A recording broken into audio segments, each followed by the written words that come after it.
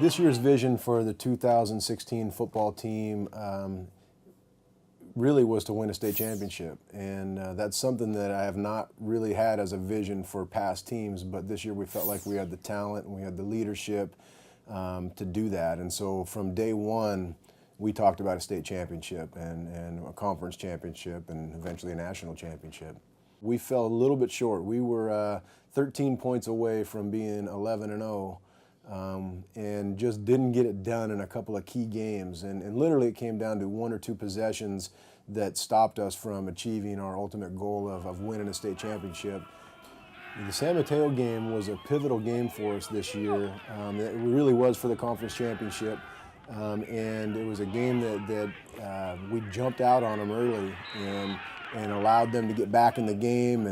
And then when you allow somebody to get back in the game after they've been down, their confidence gets up and they become better players. And it's such a game of momentum. And in that particular game, it came down to a last-second field goal, and we ended up on the wrong side of that one. But they were definitely a beatable team, but it was just one of those games where, you know, both teams are playing at such a high level that if you make any mistakes, it's going to, you know, hinder your overall performance. And we just made too many mistakes. We got really high early. So we were feeling really good, and I think we kind of took the gas pedal off. Like, we kind of let up and kind of just, I don't know, just kind of floated through the game, and then they kept staying in and then squeaked by with a three-point win. So fell a little bit short this year, but we feel like we've made progress every year since I've been the head coach. And you know, before we were kind of looking in the window, and last year we were knocking on the door, and this year we were banging on the door. And I think next year, you know, the plan is to break through that thing and get there. Probably the biggest or most favorite moments of this season are happening literally right now as we sit here, and that's when our players are getting recruited and getting offered scholarships to go all over the country. That's a victory every single day. Coach Wagner is very important because he came to my house in Richmond and sat on my couch and came to recruit me. I didn't even know he was coming to recruit me. He just popped up at my house, and when I showed up, he was there.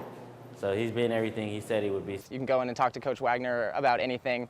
He's really taught me and the other players on the team how to just be mentally tough and, you know, fight through adversity in life and in sports.